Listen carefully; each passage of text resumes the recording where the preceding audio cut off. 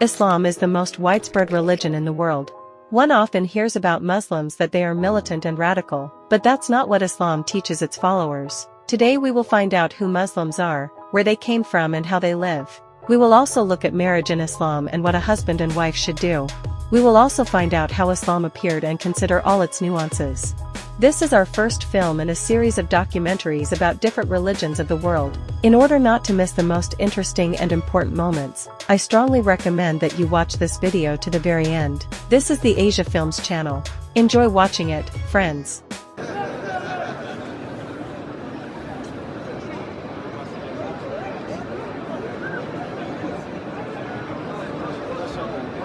Allahu Akbar.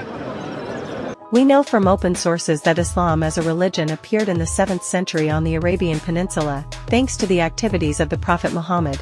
According to Muslim tradition, knowledge was transmitted to him from Allah through the angel Gabriel. Before the adoption of Islam, the Arabs had paganism. They worshipped not only gods, but also spirits.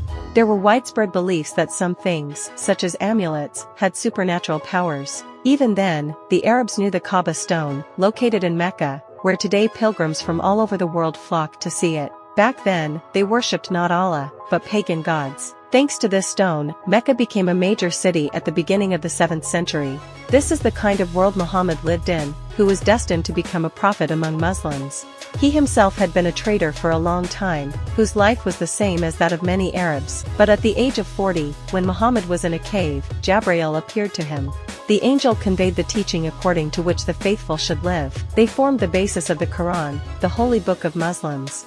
Around the year 613, the Prophet began to preach his sermons in order to increase the number of like-minded people. Pagan supporters were initially skeptical about the new religion, but over time, support for Muhammad began to grow. In order not to create religious tension in society, the local authorities forced him to leave Mecca in 622 and move to the city of Medina, located relatively nearby. The Prophet proved himself to be an ambitious leader in a new place. He managed to unite the townspeople around him. They began to convert to Islam.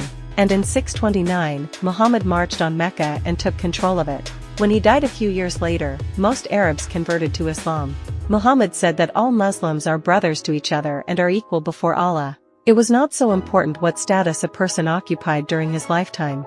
According to the Prophet, rich and poor are equal before Allah. A capping system was introduced. It's about charity for the benefit of the poor. Poor people have felt strong financial support, thanks to the emergence of a new religion. This was the kind of social justice that many ordinary Arabs wanted. It is important to note that adherents of other religions were not infringed on their rights under Muhammad. According to the new laws of Medina adopted under him, equal status of Muslims, pagans, and Jews was guaranteed. The Prophet also made efforts to combat the blood feud, which caused a lot of harm and divided ordinary Arabs. This raised the level of his authority in the eyes of the people. As a result of all these actions, yesterday, disparate tribes united around a new religion, which created the prerequisites for the creation of a single Arab state. It appeared after Muhammad died in 632. The state was called the Caliphate. Islam is one of the most patriarchal religions, where a woman is subordinate to a man. The Quran says that men have an advantage over women, so they can beat them if they don't obey them. Therefore, women in Islamic countries often have fewer rights than men. This also applies to family relationships. From the point of view of Muslims, if a woman gets married, then she is obliged to obey the order of a man if he wants to share a bed with her. In order for women to better understand the consequences of their refusal, Muslims have come up with hadiths that say that angels will curse those wives who refuse to share a bed with their husband. There are a number of reasons why a wife is allowed to deny her husband intimacy. The most obvious reason is menstruation, as a woman is considered unclean during menstruation. This is written in the Quran. The second reason is Hajj. During the Hajj, that is, the pilgrimage to Mecca, a Muslim is in a special spiritual state called Ihram. It must not be violated. Therefore, the Quran forbids intimacy during this period. If a wife has no desire or is uncomfortable, then she must obey her husband, otherwise she will be punished by the angels and Allah. Because Allah does not accept her prayers, her wife will be deprived of the blessings of Allah, His help and rewards. People will turn away from her, and on the day of judgment she will worsen her fate. At the same time, Islam prohibits husbands from demanding intimacy from their wives if they are unable to do so. Islam requires that intimacy occur with mutual understanding, mutual respect and love.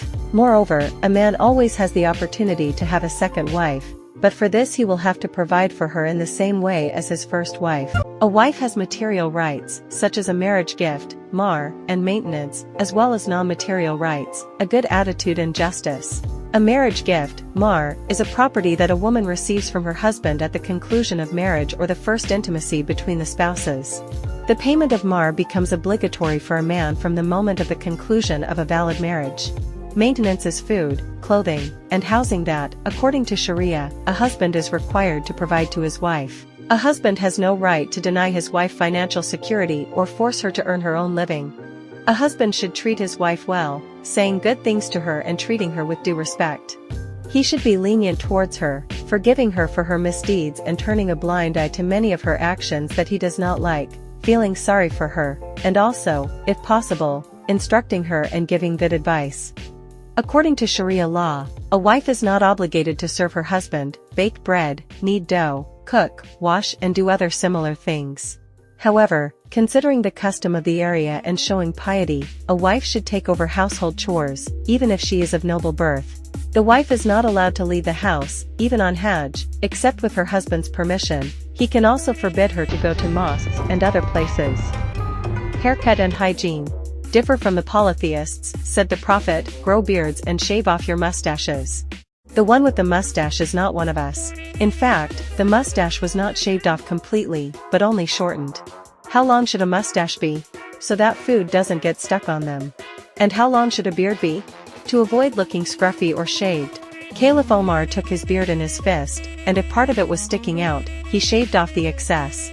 In addition to facial hair, it is necessary to shave or pluck pubic and armpit hair. It is not allowed to leave pubic and armpit hair uncut or unshaven for more than 40 days. It is also necessary to cut your nails, take care of your hair, use a toothpick, and look neat, not like a shaitan. You have to dye your hair, because Christians don't dye their hair.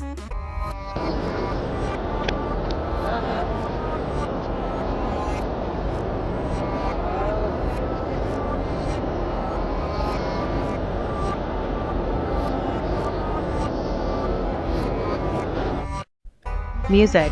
Most theologians and faqihs believe that music in Islam is allowed only to chant the Quran. Everything else is directly or indirectly prohibited by the Quran and the Sunnah. The Prophet mentioned the widespread use of musical instruments and female singers among the signs of the approaching end of the world. Despite this, some theologians believe that there is no firm opinion on this issue in Islam, so music is acceptable. Toilet rules. It is necessary to relieve oneself, hiding from the eyes of other people. This is exactly what the Prophet did. You can't stand with your face or back to Mecca in a latrine, and you can't bring anything with the name of Allah on it. Being in it, you can't talk to others. It is forbidden to urinate in animal burrows. The Prophet explained that jinn live in them. Aisha said that the Prophet urinated only while sitting. But Huzaifa claimed to have seen the Prophet urinate standing up. Therefore, you can do both, but sitting is still preferable. It is forbidden to splash urine. In the hadith it is said that most people suffer in hell precisely because of this. To wipe yourself after great need, you need to use at least 3 stones, and this should be done with your left hand. When leaving the latrine, one should say, "I beg your pardon," which is exactly what the Prophet did. According to the Quran, Allah knows everything that happens in the world. Nothing in the universe happens without the knowledge of Allah and according to His will, hence the famous Muslim fatalism. Muslims describe Allah as the only true king, Malik, and Judge, Hakim, merciful and forgiving. Muslims believe that Allah created the world in 6 days. And He sent people many prophets one after another, from Noah, to Musa, Moses, and Isa, Jesus. However, people have greatly distorted the original teachings of these prophets. And then Allah sent His last and main messenger, Rasul, Muhammad, to whom He revealed the Quran. Muslims do not believe that Allah has some kind of evil counterbalance in the form of Satan. The Islamic Iblis is simply the most important and cunning genie that once swore to always harm people. But it also remains under the control of Allah. Muslims believe that in paradise, Jannat, the righteous will have the opportunity to see Allah. It is also believed that people will see Allah on the Day of Judgment. However, the Quran does not provide any details about this. So Muslim theologians are having heated discussions about what is meant by the word to see, to contemplate. Despite the fact that Muslims have no right to depict any images of Allah, even humorous ones. It is believed that the Arabs knew the word Allah, God, even in pre-Islamic times, even then singling out Allah as their main deity. At least, the father of the Prophet Muhammad was already called Abdullah, the slave of Allah. Today it is one of the most common Muslim male names. The Sunnis. The most widespread and most numerous branch of Islam. A distinctive feature of the Sunnis is, first of all, the doctrine of elected power.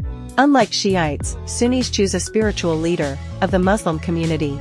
Sunnis also recognize those sections of the Islamic book of legends that were created under the leaders after the death of the Prophet Muhammad. The Shiites. The second largest and most widespread Islamic branch. Shiites believe that Muhammad transferred his power to his relative Caliph Ali. Therefore, the spiritual power of the Shiites is inherited. The leader must be a relative of Muhammad. Kharijites. The Kharijites are the first group of Muslims to stand out from the rest. They recognize only the first two caliphs after the death of the Prophet Muhammad, Abu Bakr and Umar.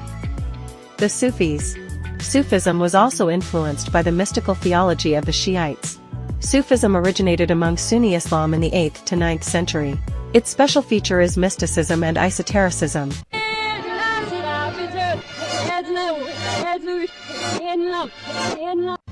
All religions have certain requirements for food, and Islam is no exception. The term halal is translated from Arabic as permitted or safe. Halal in general is anything that is not prohibited by the Quran or authorized theological bodies of the Muslim world. Muslims are allowed to eat meat from healthy animals that live in purity, are not tortured in the course of life, including conditions of detention, raised without hormones of rapid growth and slaughtered according to Sharia norms and with prayer. Even those who have had little experience with Islam are well aware that Muslims do not eat pork.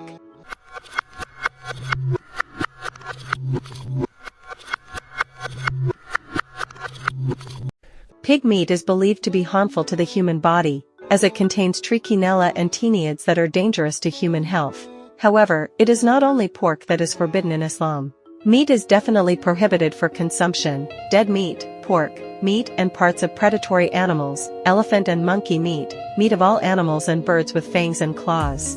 Also, adherents of the norms of Islam are prohibited from using the following substances: wine, drugs, and all substances that intoxicate the brain. Products containing food additives that can cause genetic changes or cell mutation. Blood and blood products. The ban on the use of marine life applies only to cases when the rotting of the product has begun and poisoning is obvious. And you can't eat anything dangerous to your health, it's haram.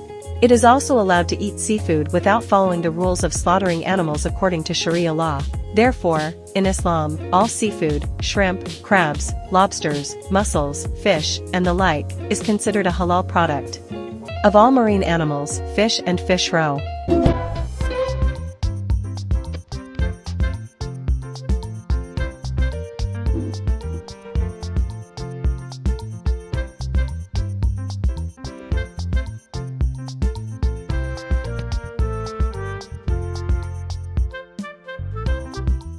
Yes, it is clear that God is the same for everyone. However, in the understanding of Muslims, Allah has some significant differences from the Christian God and the Jewish Yahweh. First of all, for Muslims, Allah is the only God and creator of the entire universe. Allah was never born, will never die, has never had and will never have an equal in status. Muslims do not believe that Allah can have any helpers. They deny the Holy Christian Trinity. They do not believe that the Prophet Isa, Jesus, who is highly revered in Islam, was the son of Allah, because, according to the Quran, Allah simply cannot have sons or daughters. For Muslims, attributing any children to Allah is already disbelief and polytheism. Listing the names of Allah in Islam is a godly thing that will help you get into Jannat.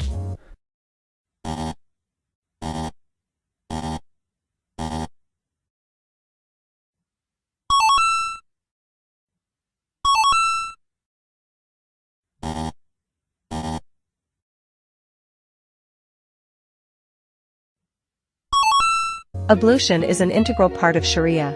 It is necessary to wash the body exactly in the order indicated in the Quran. You cannot wash your hands first and then your face. It is necessary to wipe your head, not wash it.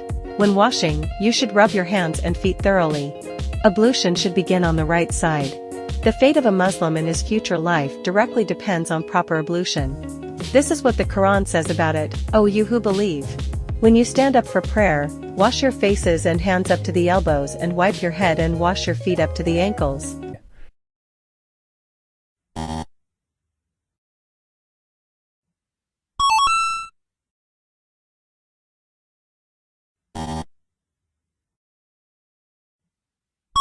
When the servant of Allah washes and rinses his mouth, the sins come out of his mouth. When he cleanses the nose, the sins come out of the nose. When he washes his face, the sins leave his face, even if they are under his eyelashes. When he washes his hands, the sins come out even from under his fingernails. And when he rubs his head, the sins come out of his head until they come out of his ears. When he washes his feet, the sins come out of his feet, even if they are under the nails. If one of you performs ablution properly and then says, I testify that there is no God but Allah alone, who has no companions, and I testify that Muhammad is his slave and messenger, then 8 gates of paradise will open for him, and he will be able to enter any of them that he desires. Alhamdulillah. Wow. MashaAllah. Bagus. Bismillah. Amin. Allahu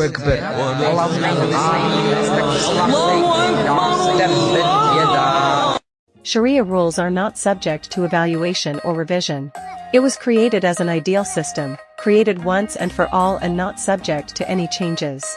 Therefore, no reforms or innovations are possible in the Sharia state. Everything is already perfect. Any change is a deviation from the path of Islam and the will of Allah.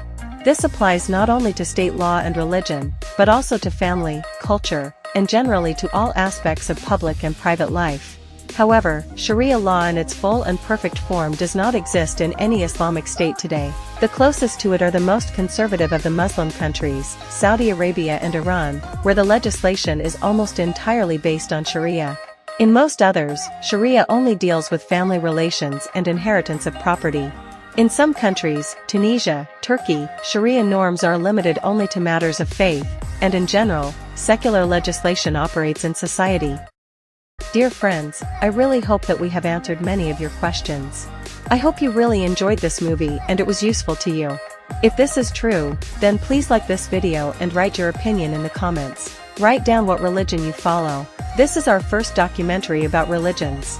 Write about what other religion you would like to learn about. Thank you for joining our channel. May there always be prosperity and more reasons for joy in your home.